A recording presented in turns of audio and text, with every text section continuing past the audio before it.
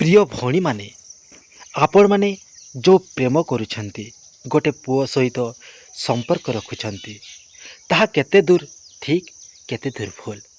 ଆପଣ ଗୋଟେ ପୁଅ ସହିତ ଭଲ ପାଇବାର ଛଳନା କରୁଛନ୍ତି, ପ୍ରେମରେ ପଡ଼ି ନିର୍ଜନ ସ୍ଥାନକୁ ଯାଉଛନ୍ତି, ସେଠାରେ ଅନେକ କିଛି ପାପ କର୍ମରେ ଲିପ୍ତ ରହୁଛନ୍ତି। ଆପଣ ଏକା ସେଠାରେ ଶାସ୍ତି ପାଉନାହାନ୍ତି।